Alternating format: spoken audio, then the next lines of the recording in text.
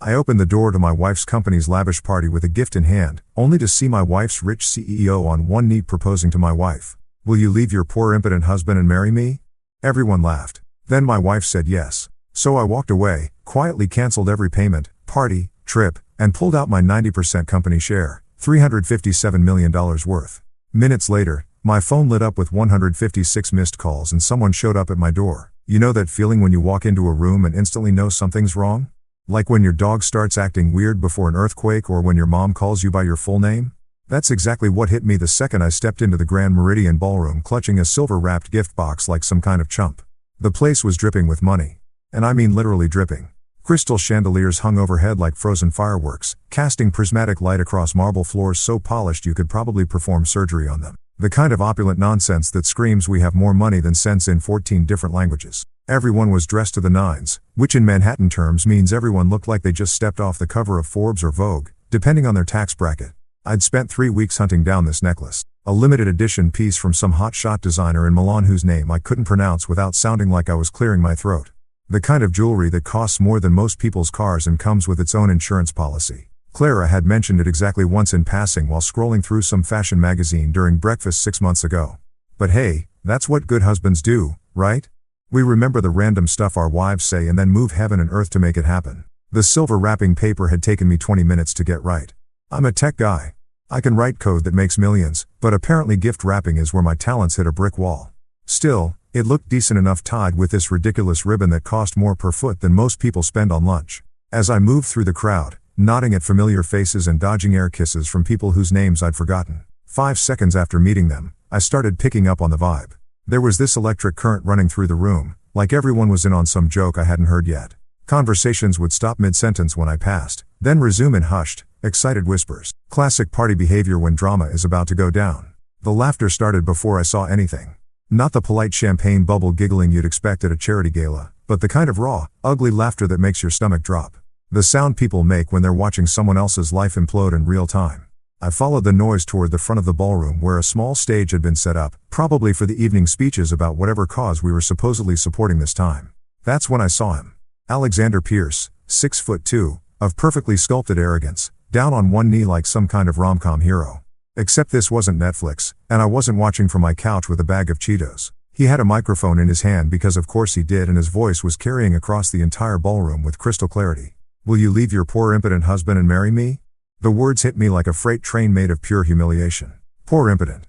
I'd made this man richer just by existing in the same tech ecosystem as him. My patents alone had probably funded his last yacht and impotent. Well, that was just factually incorrect. But apparently we were playing fast and loose with the truth tonight.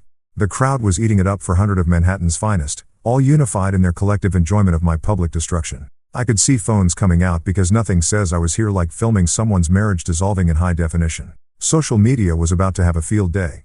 But the real gut punch was still coming. Clara, my wife of 7 years, the woman who'd stood in our kitchen that morning asking if I thought her dress made her look fat. The same person I'd bought a ridiculously expensive necklace for, looked down at Pierce with this smile I'd never seen before. Not the smile she gave me when I brought her coffee in bed, or the one she wore during our wedding photos. This was something else entirely, something that made my chest feel like someone had reached in and scooped out everything important. "Yes," she said clear as day, loud enough for the microphone to catch. The roar that followed was deafening. Applause, cheers, whistles, like they'd just witnessed the Super Bowl touchdown instead of the systematic destruction of my life. I stood there still holding that stupid gift box, watching my wife accept a proposal from another man while hundreds of people celebrated like it was the entertainment highlight of their year.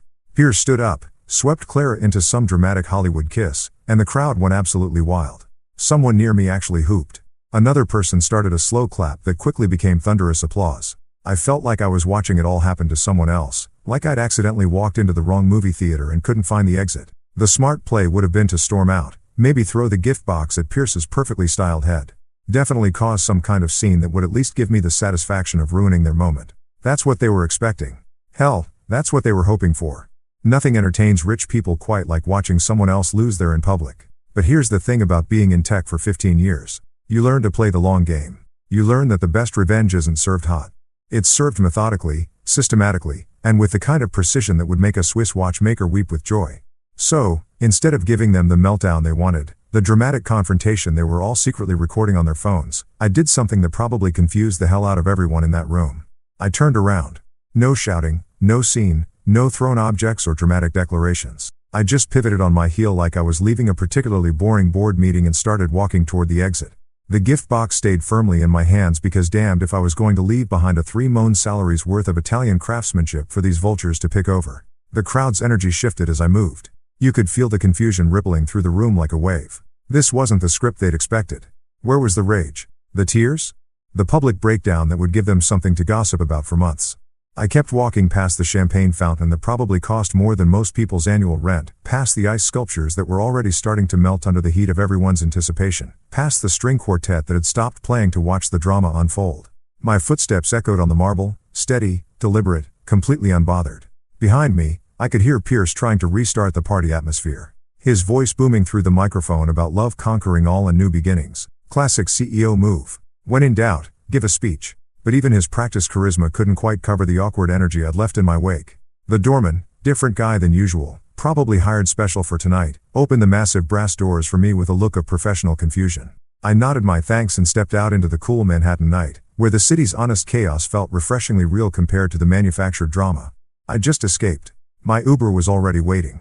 I called at the moment I heard Pierce's voice on that microphone because I may be a lot of things, but stupid isn't one of them. The driver glanced at me in the rearview mirror as I settled into the back seat, probably wondering why someone was leaving such a fancy party so early, still clutching a silver gift box like it contained the secrets of the universe. Rough night?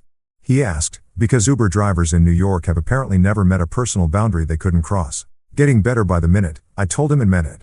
As we pulled away from the Grand Meridian, I caught a glimpse of the ballroom through the massive windows. The party was back in full swing. Pierce and Clara probably already planning their future while the crowd celebrated their successful humiliation of the guy who just walked out. They thought they'd won something tonight. Poor bastards had no idea what was coming.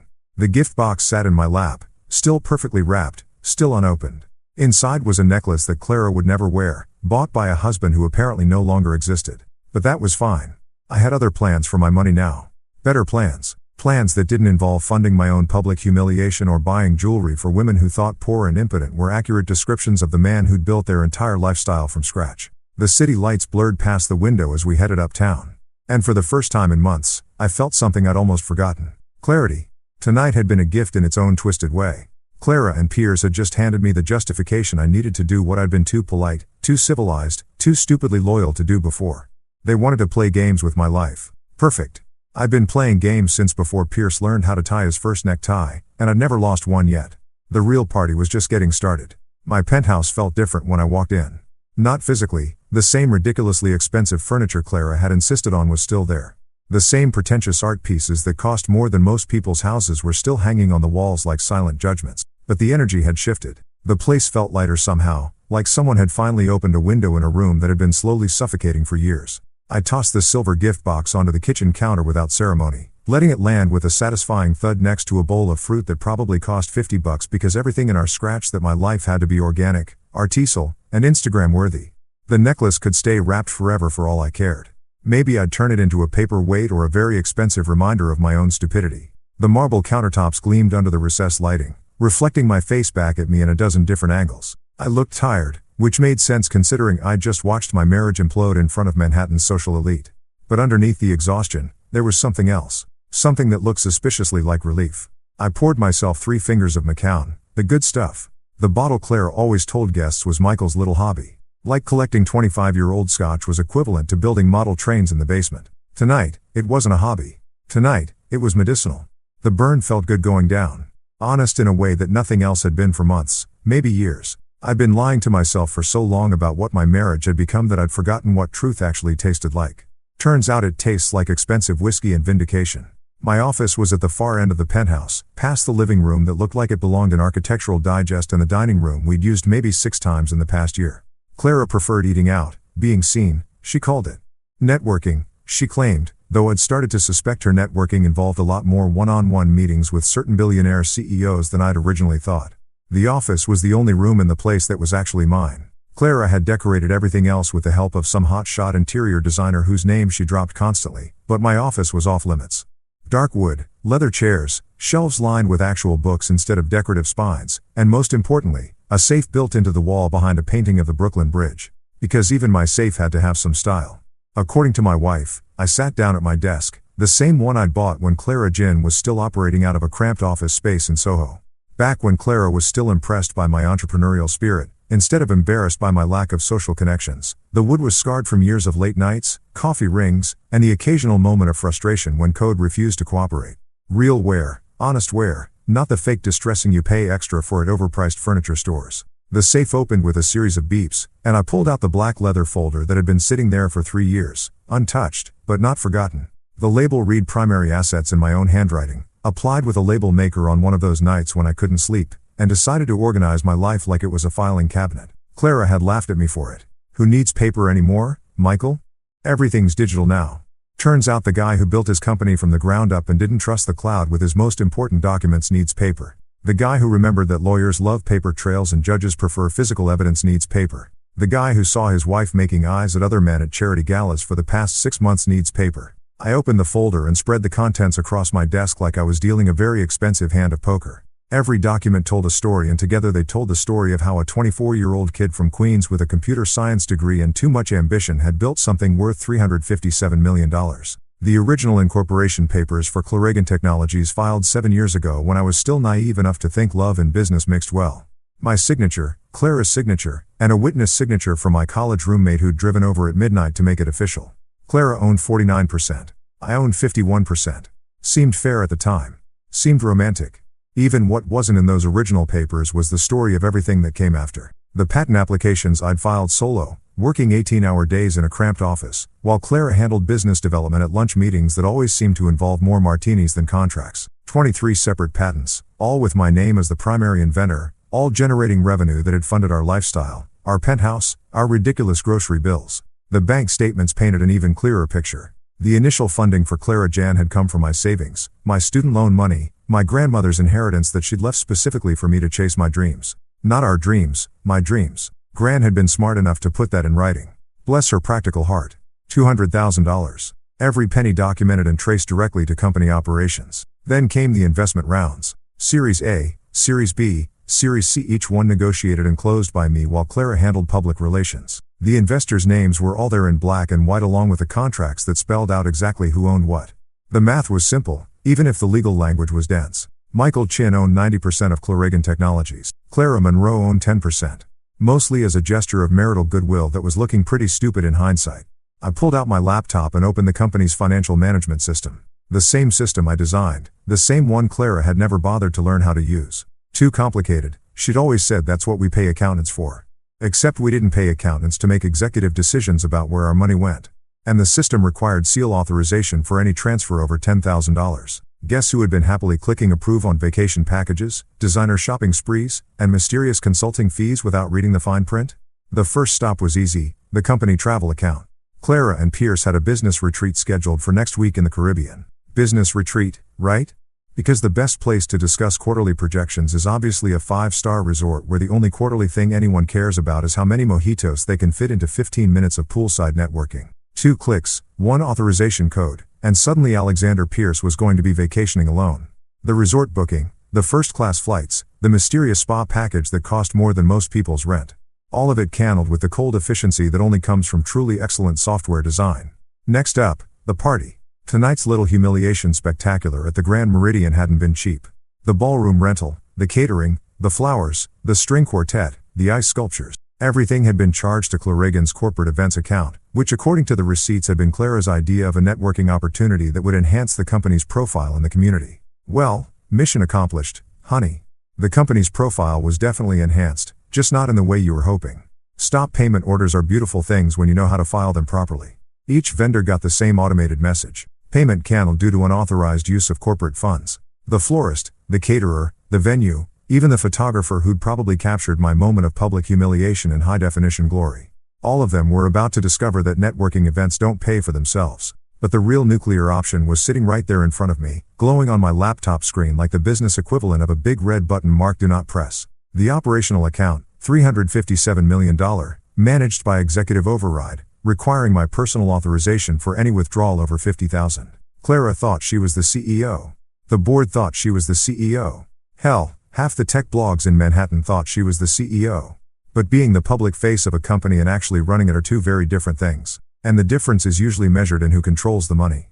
I'd built multiple fail-safes into the system, partly because I'm paranoid and partly because I'd watched too many startups get destroyed by internal politics. Every major decision required 2 signatures, mine and Clara's. Every financial transfer needed executive authorization. Every change to company structure needed board approval. It was bulletproof, assuming both executives were operating in good faith. Turns out good faith is harder to find than I'd thought. The freeze took exactly 30 seconds to implement. 1 dialog box, 1 confirmation screen, 1 final click, and suddenly Claragan Technologies was operating under emergency financial protocols. No transfers, no payments, no access to operational funds without direct authorization from the primary stakeholder. That would be me, in case anyone was wondering. My phone started buzzing almost immediately. Text messages, missed calls, voicemails piling up like digital snow. Clara's name flashed on the screen, then Pierce's, then numbers I didn't recognize, but could probably guess. The party was probably still going strong, but somewhere in the Grand Meridian Ballroom, someone was getting very bad news about their credit cards. I turned the phone face down and poured another scotch. Outside, Manhattan glittered like a circuit board. Millions of lights representing millions of lives. Most of them more honest than the one I'd been living for the past few years. The city never slept, which was perfect because I had a feeling I'd be up for a while. The folder sat open on my desk, papers scattered like evidence in a crime scene, which in a way they were. Clara and Piss had committed the perfect crime. They'd stolen my life, my dignity, and my trust, all while making me pay for the privilege. But they'd made one crucial mistake. They'd assumed that being married to someone meant you owned them. That signing a few papers made you equal partners regardless of who did the actual work. They'd forgotten that in business, like in code, the person who builds the system gets to decide how it runs. And I was just getting started. I woke up at dawn feeling better than I had in months, which probably says something deeply concerning about the state of my marriage. Sorry, former marriage, but I wasn't in the mood for self-analysis. The morning light streaming through my floor-to-ceiling windows felt different somehow, cleaner, like someone had finally washed away months of accumulated from the glass. My phone looked like it had survived a digital apocalypse. 47 missed calls, 83 text messages, and enough voicemails to fill a small novel about betrayal, panic, and what I could only assume was a lot of very creative swearing. Clara's name dominated the call log like a desperate ex trying to explain why she'd keyed your car. Followed by Pierce, our CFO Janet Morrison, 3 different board members, and because this nightmare couldn't get any more surreal, my mother-in-law, Donna Monroe. Calling me was like receiving a personal invitation to my own execution. That woman had never liked me, never thought I was good enough for her precious daughter, never missed an opportunity to mention how much more successful Piss was at dinner parties. The fact that she was calling now, probably to gloat about last night's public humiliation, was just the cherry on top of this whole show Sunday. I turned the phone face down and went to make coffee instead. Real coffee, not the pretentious single-origin small-batch artisanal nonsense that Clara insisted on buying from some hipster cafe in Brooklyn where they charged $15 for what was essentially hot bean water with an attitude problem. Just good old-fashioned dark roast that could wake the dead and didn't require a thesis on terroir to justify its existence. The kitchen felt enormous without Clara's morning routine cluttering it up. No yoga mats spread across the marble floors. No blender full of whatever green smoothie was trending on her Instagram feed that week. No passive-aggressive notes about whose turn it was to replace the water filter. Just me, my coffee, and the satisfying silence of a life that was finally my own. I'd spent the night doing math, which sounds boring until you realize that math, when applied correctly, can be the most devastating weapon in the world. Clara thought she destroyed me last night, but she'd actually just handed me the justification I needed to use every legal tool in my considerable arsenal. The numbers didn't lie. I own 90% of a company worth more than some small country's GDP, and I just locked down every penny of it. The best part, it was all completely legal, bulletproof. Actually, I learned a long time ago that the difference between revenge and justice is usually just a matter of paperwork. And I'd always been very, very good at paperwork. My phone buzzed again.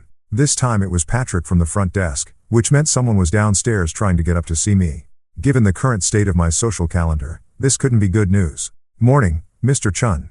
Patrick's voice crackled through the intercom with the kind of professional concern that only comes from years of dealing with Manhattan's elite during their various personal crises. Got a young lady down here. Elena Vargas says she works for your wife. He paused, clearly searching for diplomatic language. She's pretty upset, sir. Elena, Clara's assistant, 26 years old, fresh out of Columbia with an MBA she'd probably never get to use because she'd hitched her wagon to the wrong star. Smart kid, but with terrible judgment in employers. I felt a little bad about what was probably happening to her right now. She'd gotten caught in the crossfire of a war she didn't even know was being fought. Send her up, Patrick. Thanks. I had just enough time to put on actual clothes. Apparently, greeting crying employees in pajamas sends the wrong message about professional boundaries before Elena burst through my front door like a hurricane made of panic and designer handbags. She looked exactly like someone who'd just discovered that her boss's seemingly perfect life was actually a house of cards built on quicksand. Her usually immaculate hair was escaping from its ponytail. Her makeup was smudged like she'd been crying for hours, and she was clutching a Starbucks cup with the desperate intensity of someone who'd already had way too much caffeine and was about to have more anyway. "Mr. Chun, thank God you're here," she babbled, words tumbling over each other like water through a broken dam. "There's been some kind of technical glitch with the company accounts and nobody can access anything. And the payroll is frozen, and the investor meeting this morning got cancelled because the conference room booking didn't go through, and Clara's Amex got declined at Starbucks. And she's completely freaking out because Piss's credit card got declined, too, and their Caribbean trip got cancelled. And Elena," I interrupted, holding up a hand. "Breathe." She sucked in a lungful of air like she'd been underwater, then looked at me with the kind of desperate hope that people usually reserve for emergency room doctors or tax attorneys. "Can you fix it?" Clara said it was probably just a technical glitch, something with the servers maybe, and that you'd be able to sort it out in a few minutes because you built all the systems. "And did Clara send you here?" The question seemed to deflate her a little.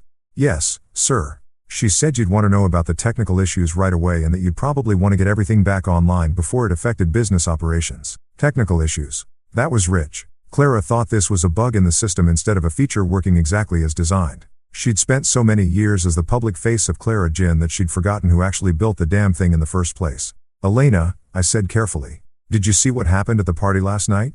Her face went through about 6 different expressions in the space of 2 seconds. Confusion, recognition, embarrassment, and finally a kind of sick understanding that made me feel genuinely sorry for her.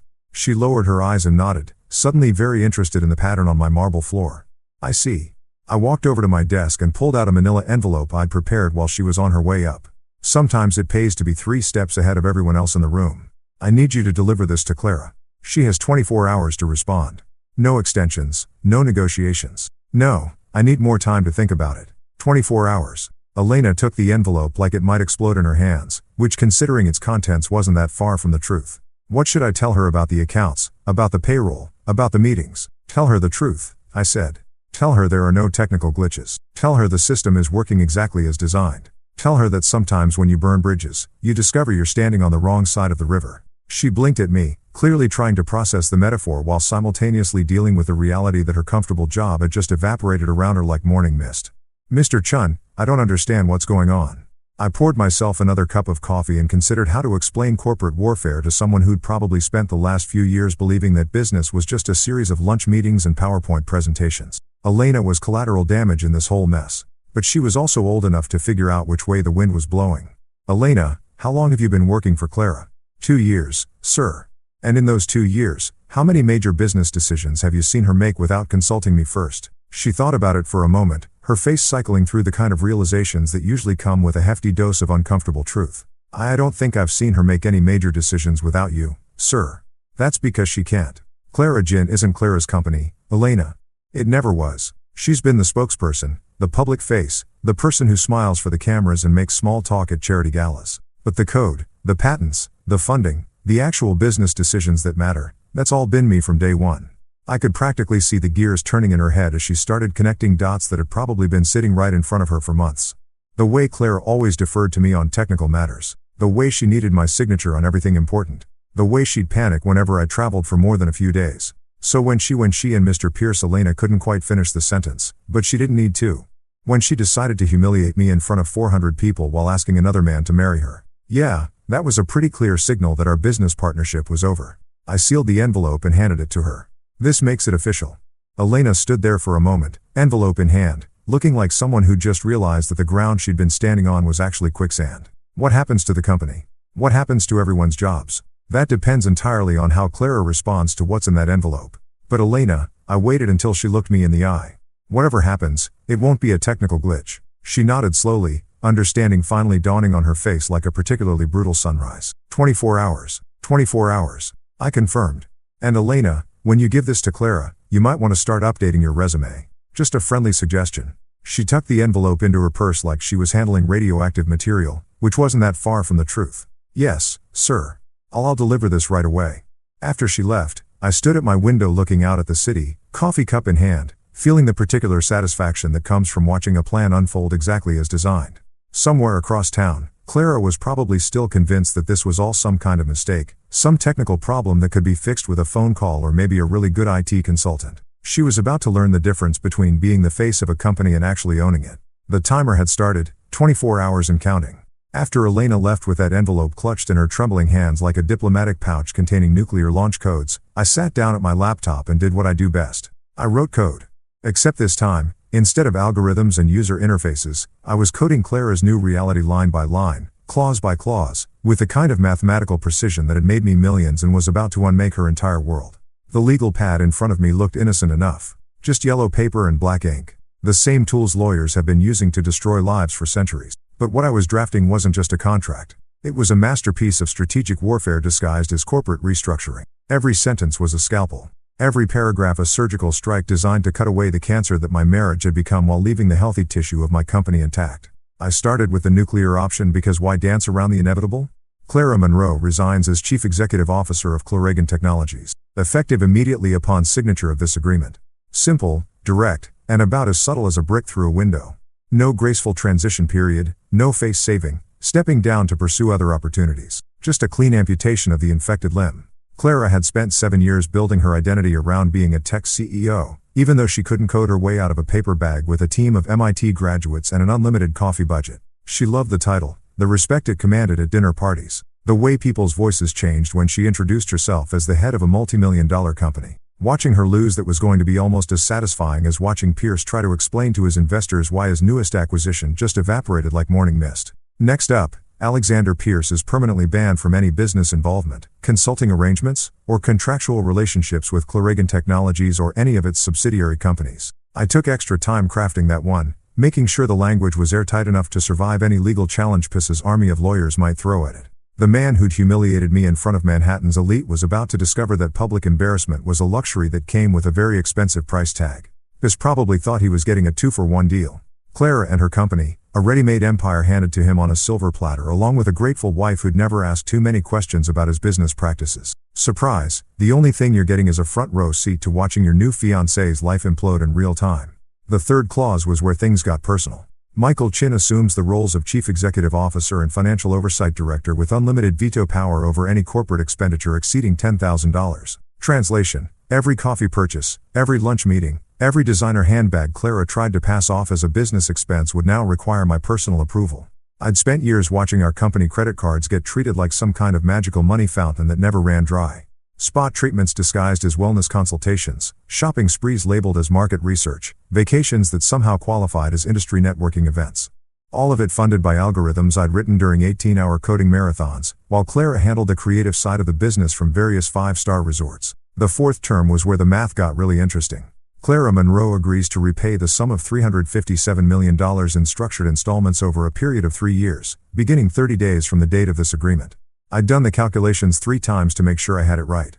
Every penny she'd spent, every dollar she'd wasted, every cent that had funded her lifestyle while I built the actual business, all of itemized, categorized, and ready for collection. $357 million. The number had a beautiful symmetry to it, like a piece of mathematical poetry written in corporate legalese. It represented every late night I'd spent debugging code while she attended charity galas. Every weekend I'd worked while she got spa treatments. Every vacation I'd missed while she worked with Manhattan's social elite.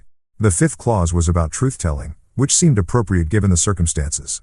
Clara Monroe will issue a public statement within 72 hours acknowledging Michael Chun as the founder, primary architect, and majority stakeholder of Clarigen Technologies, including full credit for all proprietary algorithms, patent applications, and strategic business decisions made between 2018 and 2025. 7 years of taking credit for my work. 7 years of letting tech journalists write articles about her visionary leadership while I stayed in the background like some kind of corporate ghostwriter. The woman who could barely use Excel without calling it support had somehow become the face of cutting-edge artificial intelligence development. Time to set the record straight with the kind of public correction that would make Wikipedia editors weep with joy. Clause number 6 was about lifestyle adjustments. All corporate benefits previously extended to Clara Monroe are hereby terminated, including but not limited to private jet access, unlimited corporate credit cards, executive assistant services, and preferential media access arrangements. No more first-class flights to conferences where she'd give speeches about innovations she didn't understand.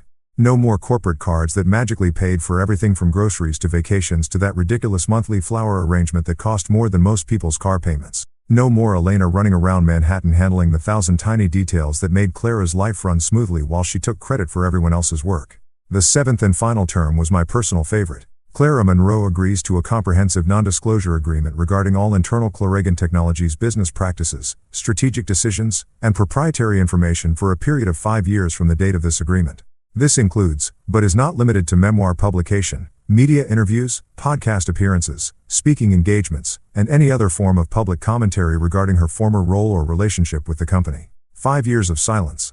5 years where she couldn't write tell-all books about her journey as a female tech entrepreneur. Couldn't give interviews to business magazines about overcoming challenges in a male-dominated industry. Couldn't turn our divorce into some kind of feminist rallying cry about corporate sexism. The woman who'd built her entire career on talking about work she didn't do was about to discover what it felt like to have nothing to say. I read through the terms one more time, checking each clause for loopholes, ambiguities, or emotional language that might give Clara's lawyers something to work with. The document was clean, professional, and utterly devastating. Exactly what you'd expect from someone who'd spent 15 years learning that the difference between winning and losing in business was usually just a matter of reading the fine print. The beauty of it was that everything was completely legal. Harsh, maybe career-ending, definitely, but legal. Clara had signed contracts 7 years ago that gave me majority control of the company, and she'd been spending corporate money like it was her personal checking account while publicly humiliating the person who actually owned the business. Any decent lawyer would take one look at this document and advise their client to sign it immediately before I decided to get creative with the terms. I printed 7 copies, 1 for Clara, 1 for my lawyer, 1 for the company files, and 4 extras because, in my experience, important documents had a tendency to disappear at precisely the wrong moment. Each page came out of my laser printer with crisp, professional formatting that would look great in court if things went sideways. The envelope sat on my desk like a loaded weapon, which in many ways it was. Inside was the complete restructuring of Clara's life. The mathematical precision of justice served with corporate efficiency. She'd spent the last 12 hours thinking this was all some kind of technical glitch, some temporary inconvenience that could be fixed with the right phone call, or maybe a romantic gesture designed to smooth things over. Poor Clara had no idea that she wasn't dealing with a technical problem. She was dealing with a comprehensive solution to the problem of being married to someone who thought public humiliation was an acceptable form of entertainment. I sealed the envelope with the kind of satisfaction that usually came with shipping a perfect product or solving an impossible coding problem. Elena would deliver this to Clara. Clara would read it with whatever was left of her morning coffee, and then the real negotiations would begin. Except there wouldn't be any negotiations. There would just be acceptance signatures and the systematic dismantling of everything she thought she'd built on the foundation of my work. The clock on my computer showed 11:47 a.m. Clara had until 11:47 a.m. tomorrow to sign these papers and begin her new life as a private citizen with a very large debt and a very small future. 24 hours and counting. Time to see if she was better at math than she'd ever been at actual business. I'd been expecting the knock since about 10 o'clock, which was roughly when Clara would have finished her 3rd bottle of wine and moved past the "this is just a misunderstanding" phase into full-blown panic mode. What I hadn't expected was for her to wait until 11:30 p.m. which showed either remarkable self-control or a desperate attempt to find some other solution before resorting to begging her soon-to-be ex-husband for mercy. The pounding on my door wasn't the polite, measured knock of someone who still had their dignity intact. This was the frantic hammering of someone who just realized that their entire life was built on quicksand and the tide was coming in fast. 3 sharp bursts, pause, 3 more bursts, pause. The rhythm of genuine desperation mixed with expensive wine and the kind of mistakes that keep you up at night for the rest of your natural life.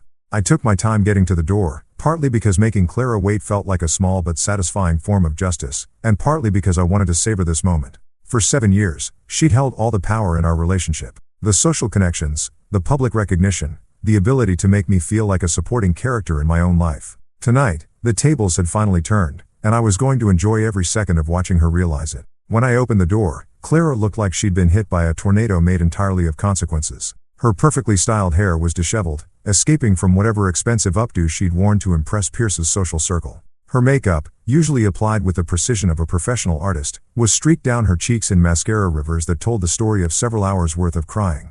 The designer dress from last night, the one she'd probably picked out specifically to look stunning while destroying my life, was wrinkled and stained with what looked like wine and tears and the general messiness of a life falling apart in real time. But it was her eyes that really told the story.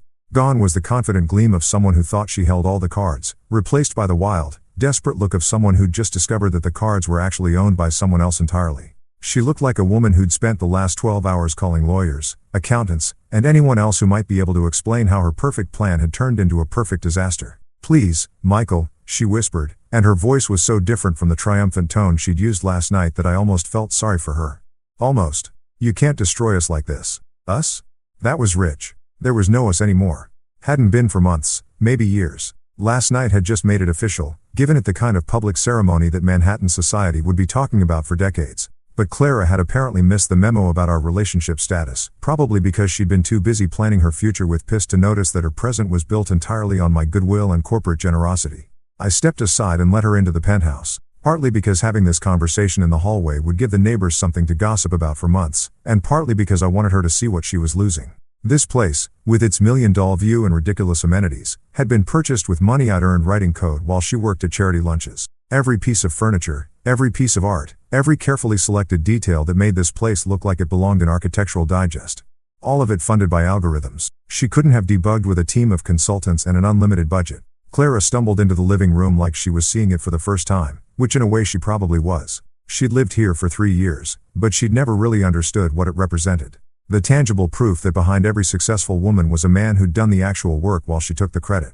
"You can't be serious about those terms," she said, collapsing onto the Italian leather sofa that cost more than most people's annual salary. $357 million. Michael, that's impossible. Nobody has that kind of money just lying around. I poured myself a scotch, the same bottle I'd been working on since yesterday, though it felt like a lifetime ago, and considered how to explain basic economics to someone who'd spent the last 7 years treating corporate finances like a bottomless ATM. "Clara, you spent $357 million of my money. The math isn't complicated." "Our money," she corrected automatically, then seemed to realize how pathetic that sounded given the circumstances. "The company money. It was for business expenses, networking, building relationships. I sat down across from her, far enough away to avoid any desperate physical contact, close enough to see the exact moment when reality finally penetrated whatever fantasy world she'd been living in. "Is that what we're calling your affair with Pierce now? Relationship building?" Her face crumpled like a piece of paper someone had thrown in the trash, then tried to smooth out again. "It wasn't supposed to happen like this. Pierce and we connected at that conference in Miami, and he made me feel important, powerful, like I was more than just your wife." "You were more than just my wife," I said, and meant it. "You were my business partner, my co-founder, the person I trusted with half my life's work." I took a sip of scotch and let that sink in. "And you threw it all away for what?" "A guy who proposed to you as a public humiliation stunt. Real romantic, Clara, real classy." She started crying again. The ugly kind of crying that happens when someone realizes they've made a mistake so enormous that there's no way to fix it. No way to take it back. No way to pretend it never happened. I never meant for it to go that far. Bis said it would be fun, a way to make you realize how much you needed me. He said you'd fight for me, that you'd make a scene, that it would prove how much you cared. So, this was all some kind of test. I laughed, but there wasn't any humor in it. "You destroyed our marriage in front of 400 people to see if I'd put on a show for your entertainment." "It wasn't like that," she started, but I cut her off. "It was exactly like that, Clara. You and Pierce turned my life into performance art. Except you forgot that the person you were performing for actually owned the theater." I leaned forward, making sure she could see exactly how serious I was. "You erased me with my own money. You used my algorithms, my patents, my work to build a platform for your own ego. And then you used that platform to humiliate me in the most public way possible. This isn't a mistake, Clara. It's strategy, and I play strategy better than anyone you've ever met."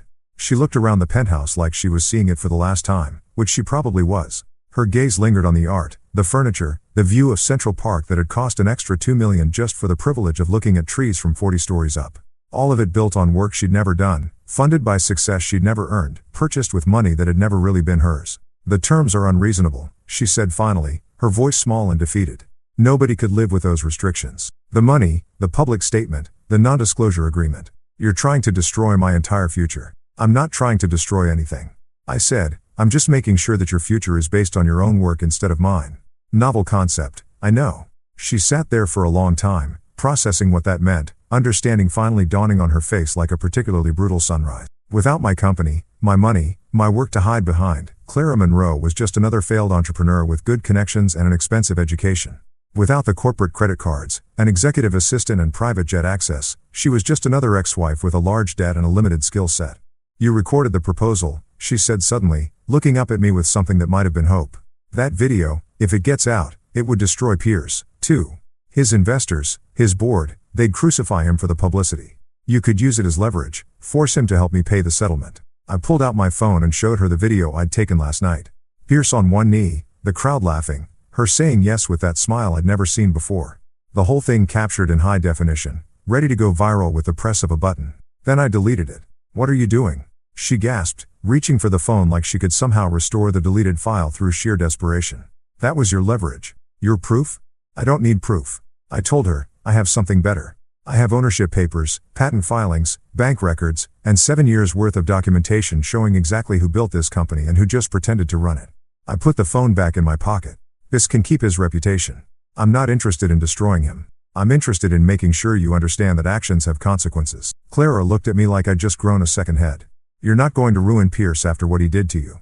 Pierce is a symptom, not the disease. He saw an opportunity to acquire a successful company through marriage and he took it. Smart business move actually, except he didn't do his due diligence on the ownership structure. I finished my scotch and set the glass down with finality. You're the one who betrayed 7 years of partnership for a man you barely know.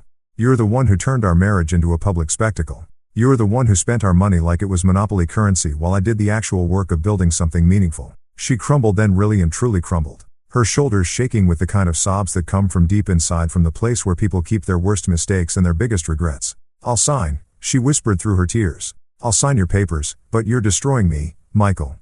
You know that, right? You're destroying my entire life. No, I said, standing up to signal that this conversation was over. I'm just making sure your life reflects your actual contributions to our partnership. I walked to the door and held it open for her. You have until tomorrow at noon to sign those papers, Clara. After that, the terms get significantly worse. She walked past me like a woman going to her own execution, which in a way she was. At the door, she turned back one more time. Mascara streaked, dignity abandoned, looking for any sign that I might reconsider. That this might all be some elaborate negotiation tactic that could still be resolved with the right combination of tears and promises. This isn't you, Michael, she said. This cold, calculated revenge, it's not who you are. You're right. I told her and closed the door. It's who I've become, and frankly, I like him better than the guy who let you spend 7 years taking credit for his work. The penthouse felt different after she left. Lighter, cleaner, like someone had finally opened all the windows and let the stale air escape. I poured another scotch and stood at the window, looking out at Manhattan's glittering skyline, feeling something I hadn't felt in years. Peace. The kind that comes from finally matching your actions to your principles, from stopping the pretense that being nice was more important than being honest. Clara had less than 12 hours to sign those papers. And for the first time since this whole mess started, I was genuinely curious to see what she'd choose. Friday morning hit Manhattan like a freight train made of caffeine and corporate anxiety. And I was dressed for war. Navy blue Tom Ford suit, Italian leather shoes that cost more than most people's rent, and a tie that Clara had bought me for our 5th anniversary back when she still pretended to care about the details that made a marriage work. The irony of wearing her gift to her professional execution wasn't lost on me.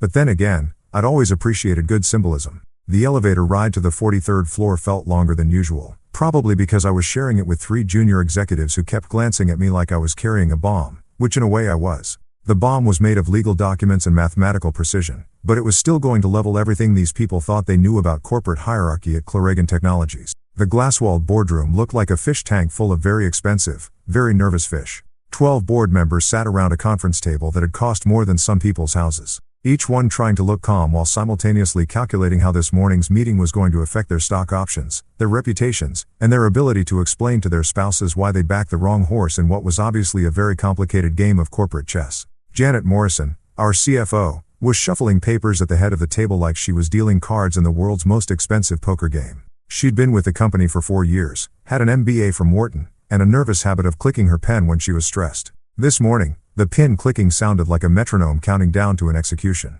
Clara sat at the far end of the table, as far away from me as the room's geometry would allow. She looked like she'd spent the night in a blender set to career destruction. Pale, hollow-eyed, wearing a black dress that was probably supposed to look professional, but mostly just made her look like she was attending her own funeral, which in a corporate sense she was. The signed papers sat in a manila envelope in front of her. Every page initialed, every clause accepted, every term agreed to. With the resigned desperation of someone who'd finally realized that they'd been playing poker with someone who owned the entire casino, she'd beaten my noon deadline by exactly 17 minutes, which showed either impressive efficiency or the kind of panic that makes people sign documents without reading them twice. I walked to my seat with the deliberate pace of someone who knew that every eye in the room was calculating angles, measuring distances, trying to figure out exactly how much power had just shifted and in which direction.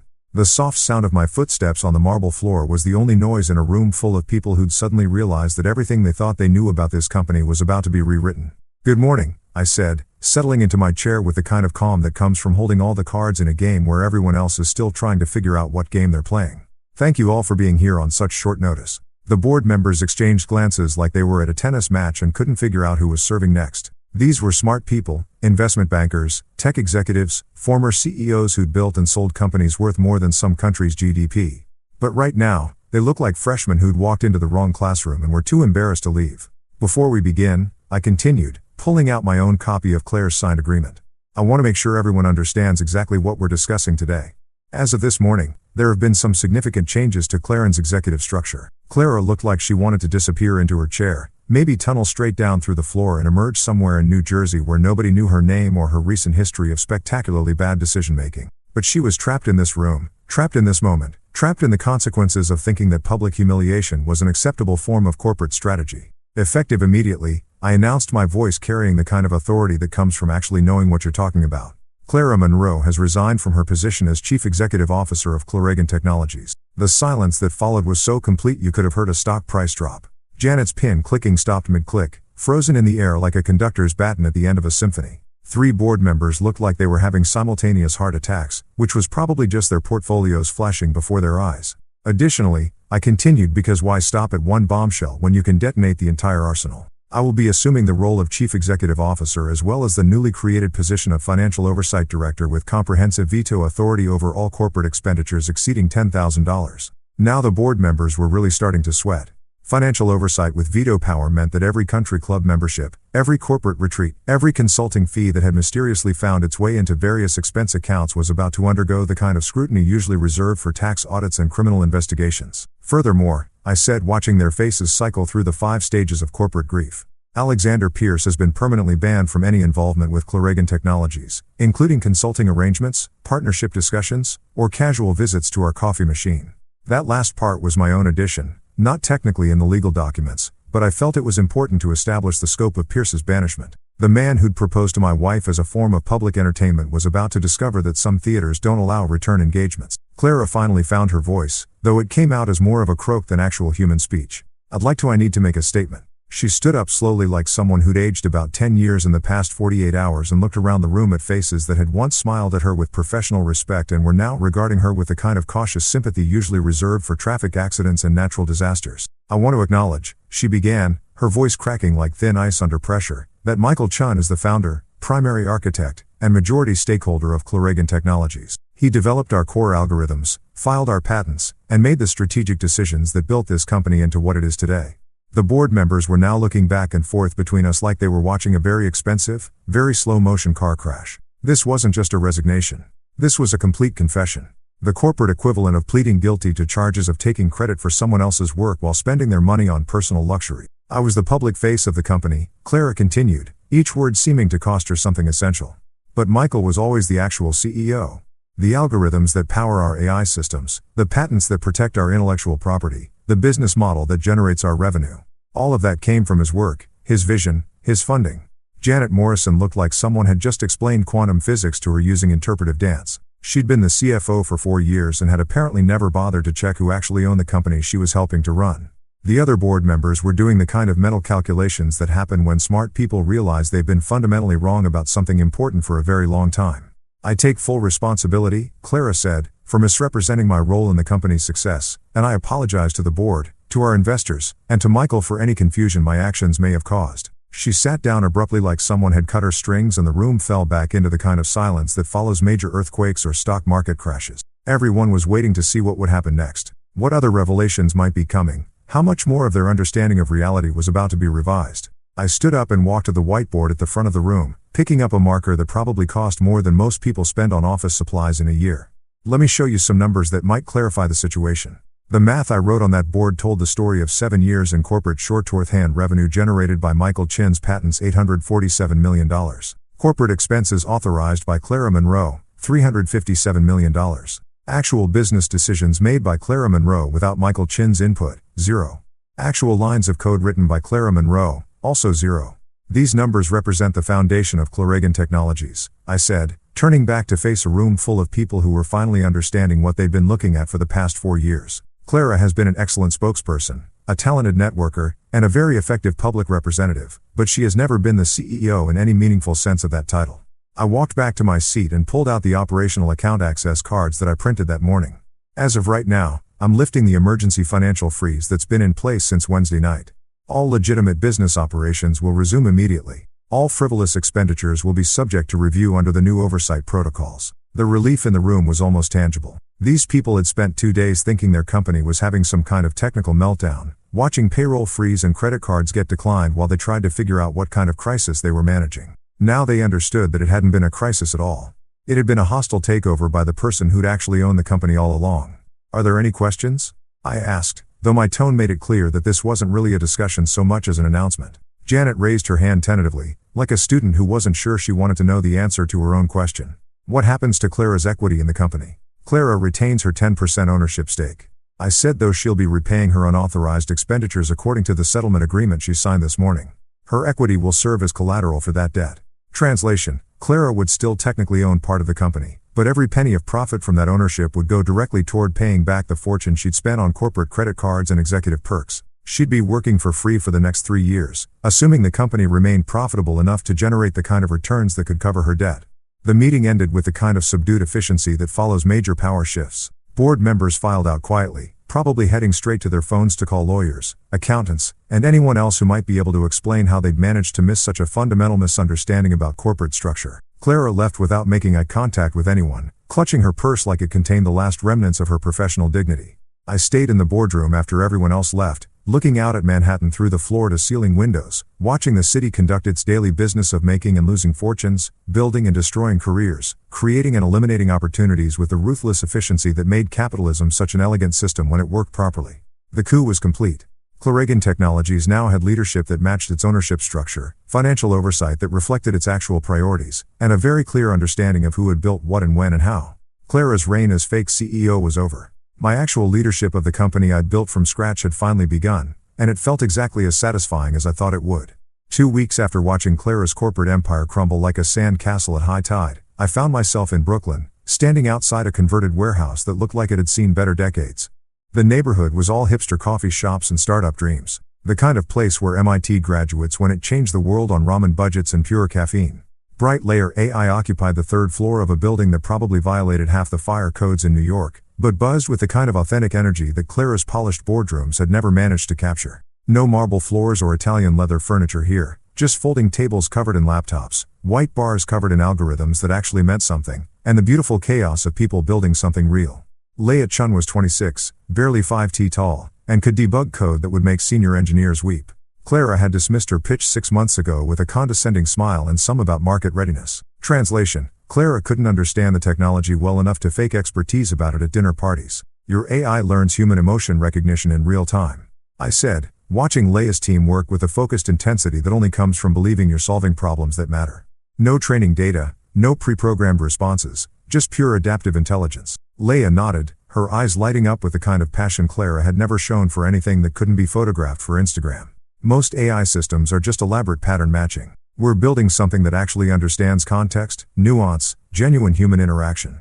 I pulled out my checkbook. Yes, an actual paper checkbook, because some moments deserve the weight of physical ceremony. $20 million for 40% equity and a board seat, plus whatever expertise I can provide, which after this week includes a masterclass in corporate restructuring. She stared at the check like it might disappear if she blinked. "You're serious?" "Just like that, Clara taught me something valuable," I said, watching her team celebrate in the background as word spread through the warehouse.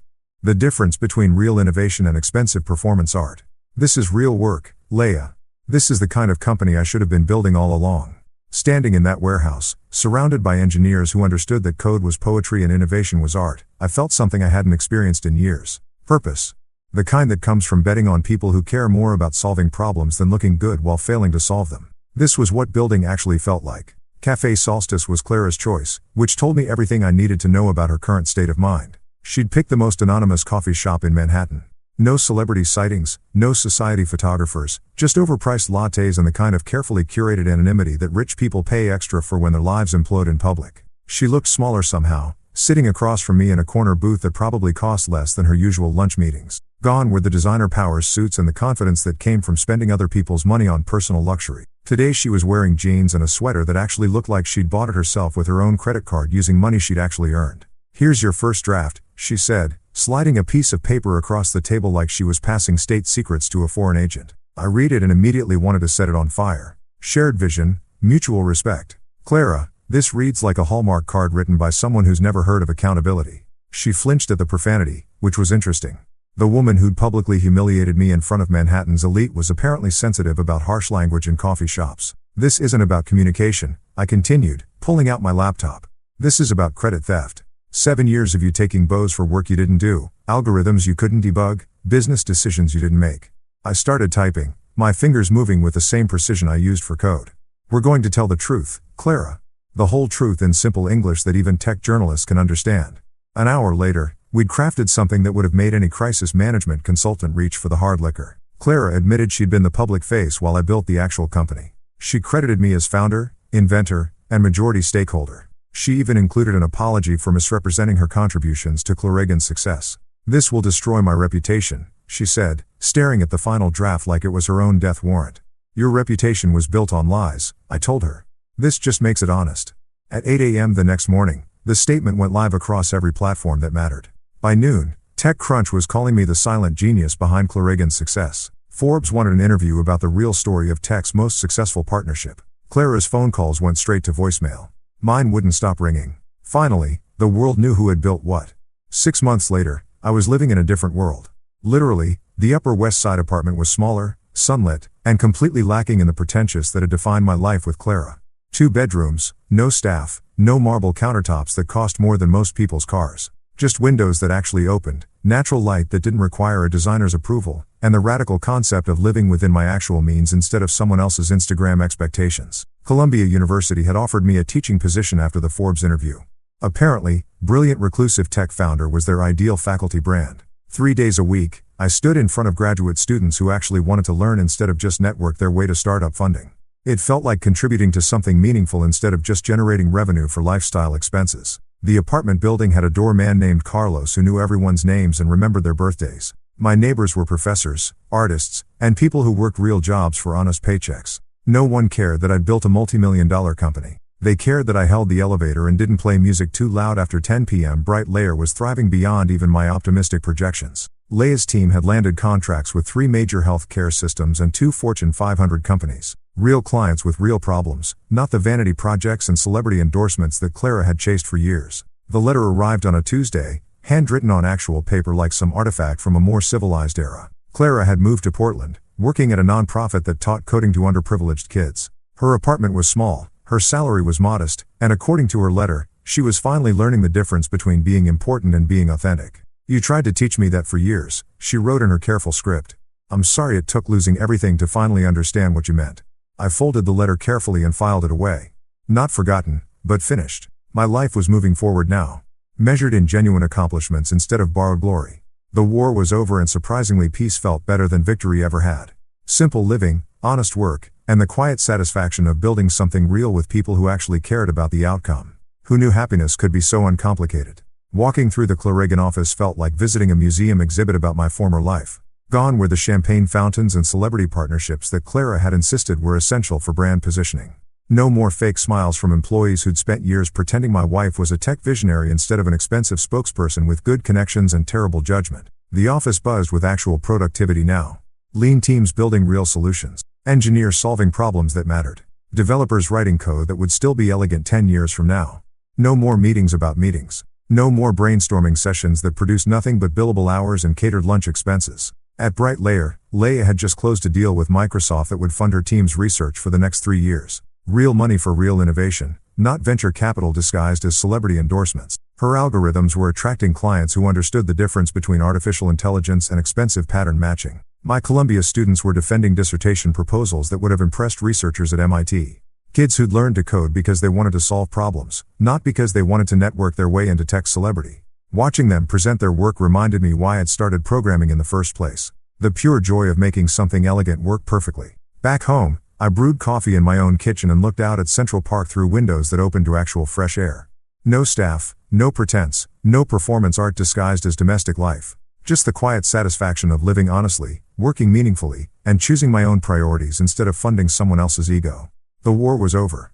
Clara and Piers had their consequences. She was teaching kids in Portland. He was explaining to investors how his acquisition strategy had backfired so spectacularly. But my victory wasn't their punishment. My victory was freedom. Freedom to build what mattered, to choose what counted, to live without pretending that expensive was the same as valuable. I'd spent 7 years funding someone else's fantasy about what success looked like. Now I was living my own definition of what it actually felt like. Peace, purpose, the quiet triumph of finally matching your life to your values. Some victories don't need audiences. Some wins are worth more than applause.